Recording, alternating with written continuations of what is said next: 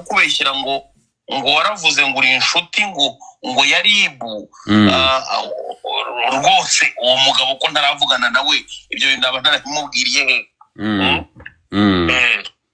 urumva rero abyara nantunguye cyane ko umuntu w'umugabo ashobora kugenda imbere y'imbaga nyamwinshi agakoreshwa uko byose mbagenda urumva niba byamaze kuba nka kuriya ntabwo wabura uburyo nanjye nshakisha amandi makuru kugira ngo menye ngo wote ubundi ni muntu kindi biki byose ndetse n'andi makuru avuga ko ngo ari mubyara wa Kinani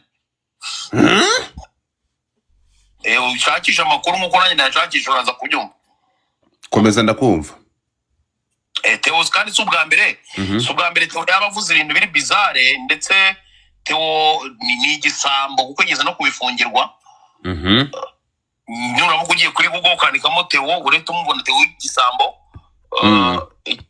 kindi Theo azwiho ni umubano agirana n'uwitwa Byansibeka yigeze no kumusaba ubuhungiro uburetse gato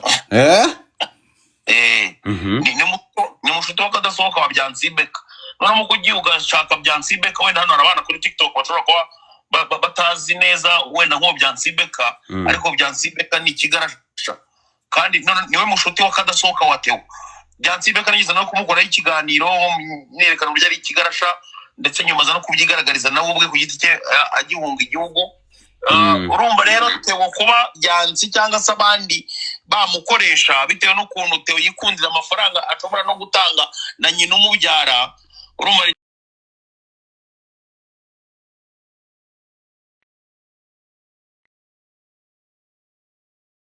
ninda nini nyine babimukoresheje ndetse uze gucunga neza aho bakoreraga ira press conference umuntu wari uhagararanye na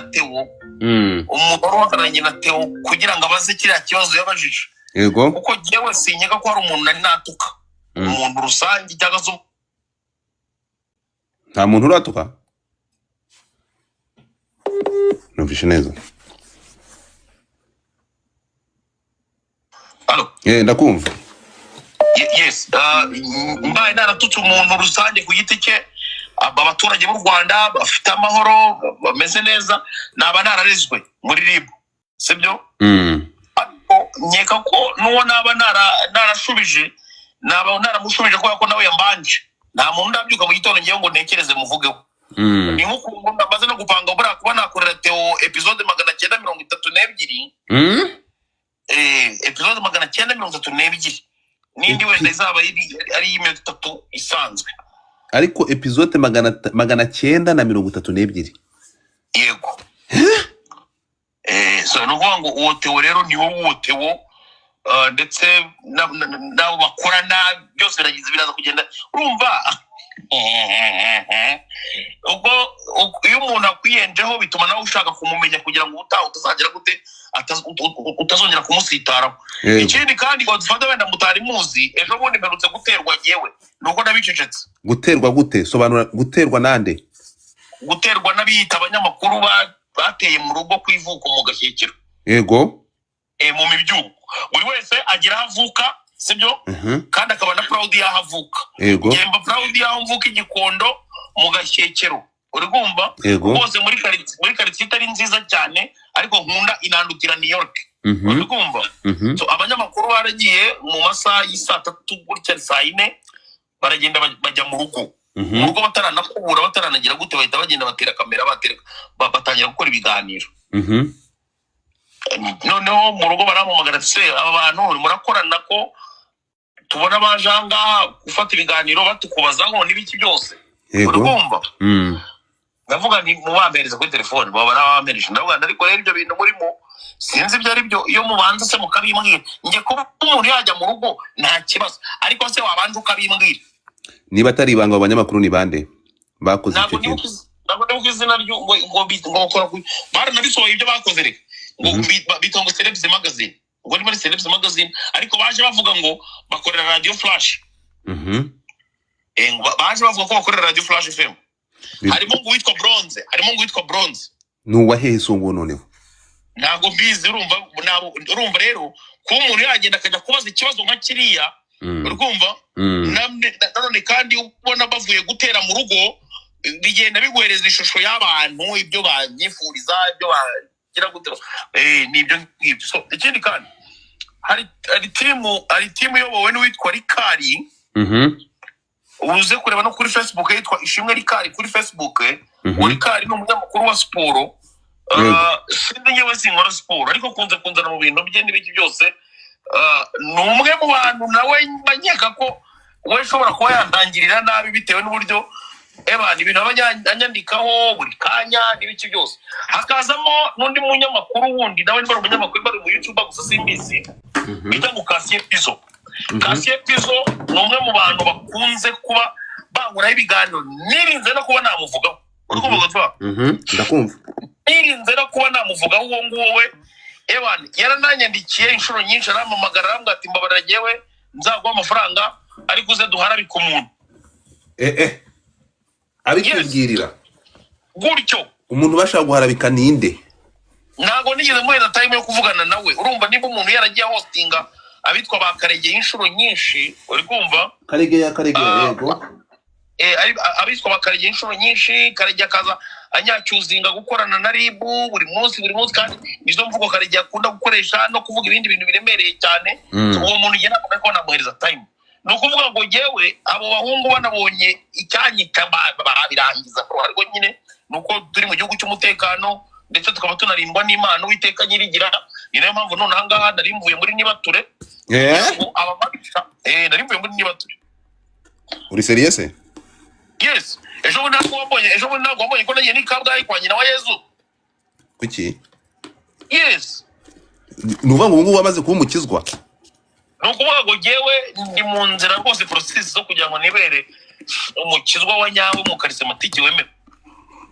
Hanyuma ibingibi nyuma yuko uyu muntu agutoyeho igitero navuga ko ari igitero simusiga ariko noneho agakoresha amagambo twumvishe arakoresheje reference y'abantu kugeza amasaha batari shyashya.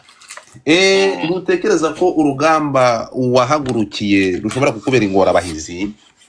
No kuvuga ngo jewe narakubwiye Godfather iyo ndwaniye shikaramu minori kandi no kuvuga ngo ahubwo jewe bagenda mbona yuko initiative nafashe yo guhashya haduyi wese tifuriza igihugu umutekano n'amahoro ndetse biri bandagaza abayobozi b'igihugu cyacu. Ndabona ko initiative itangiye kugenda igera aho ibyara amatunda aho igera ku musaruro runaka.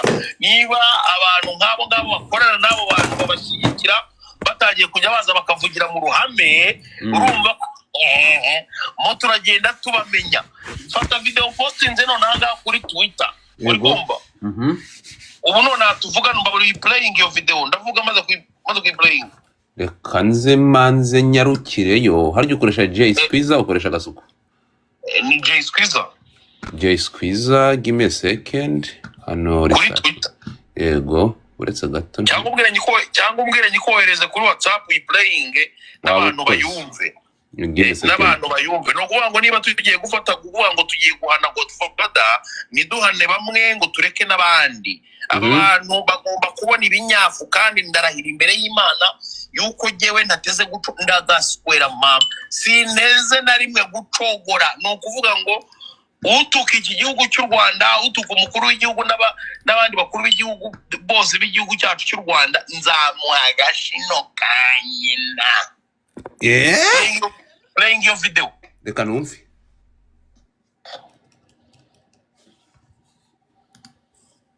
Ntabwo kwigisha ibitutsi Gasuku atukana byamarira icy'Abanyarwanda ahubwo no kwigisha urubyiruko gutukana. Ariko hari abatukanaga babiretse batukaga igihugu babiretse kubera ko igihugu gitukika batukaga abayobozi wenda reka nkore simbizi ntagazi k'abayobozi batukana ariko akamenya ko Gasuku atukana. Ni ukuvuga ngo azi ko Gasuku atukana biri random ariko ntagazi k'abayobozi batukwa. Uwo bamwita Karegeya we ntago abizi wamubonye boro gusa urumva koko uwo Karegeya umusaza ubusa w'ikigoryi w'ikirimarima ntago azi neza ko abayobozi batukwa n'ubwo ngo bamukanyika ibyo bavuga baba baririmba.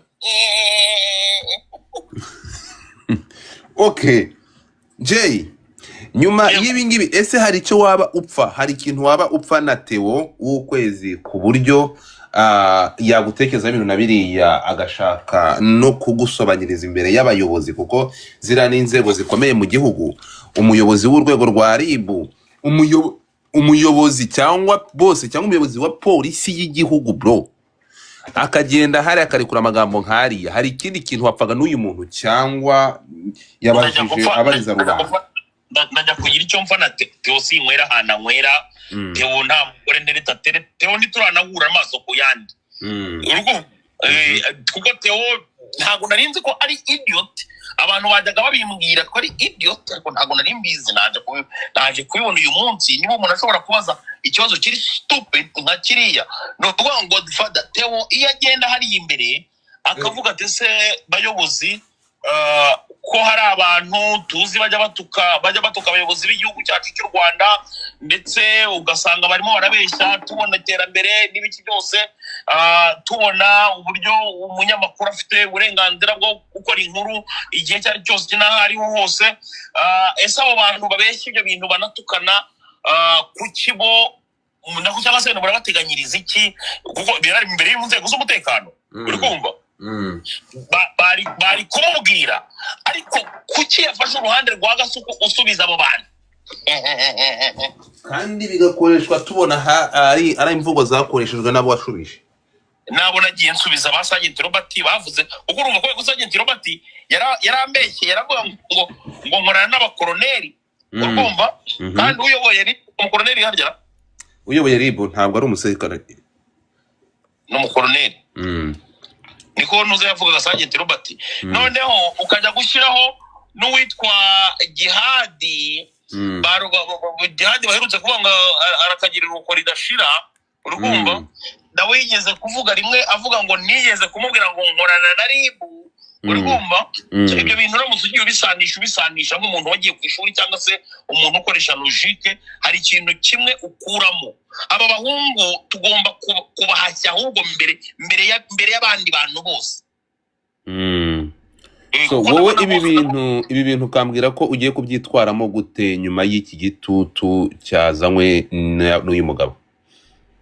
Rero ubundi ndakomeza kubaho nk'uko mbayeho, nta muturage nari natuka, ntibiteze no kubaho uko abagabo nta mikino bagira, ngira ngo urabizi Godfather. Nagiye mbikora nyinshi ndakubwira ni aba bagabo ebane nta mikino bagira, iyo baravuga bakubonyeho ikintu cyo guhohotera abaturage babo, ikintu cyo kuba wahungiye umutekano w'abaturage babo, ahantu bakubika rwose ni nk'ara Jihad arimo aragana, uri kumva yewe hanyuma ibisubizo byasubijwe n'abayobozi, yaba umuvugizi wa RIB yaba n'umuyobozi wa polisi, umuyobozi wa RIB n'umuyobozi wa polisi, ibisubizo batanze byo byakiriye gute Jay?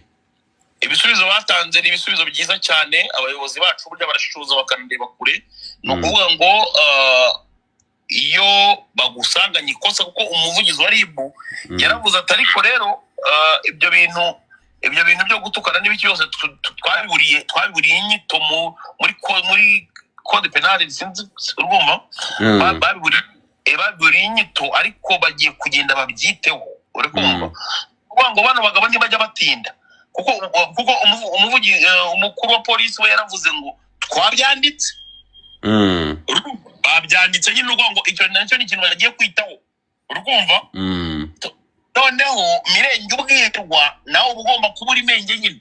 Niba hari ibyo wakoragamo amakosa ubizi neza ko ari amakosa, ni vuba ugomba guhita uhindura, udahinduye nyine direct. Bafite ahantu hanini cyane abantu bashobora gucumbikirwa, ukarya neza ukanaryama. Yego. Urakoze cyane Jay, ubwo nibiza gukunda ukaba ubonye akanya turongera tukugarukeho. Asante sana. Jay Squeezer ati mama yake na muzala mama bya bintu birakomeye, mbando gasunzu ayaba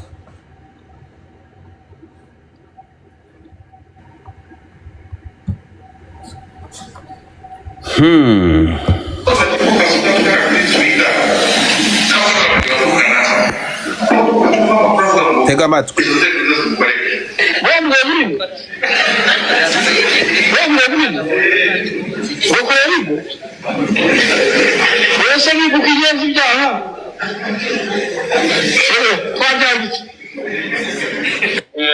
Theo yavuze Theo nashanga reka ngwe butumwa.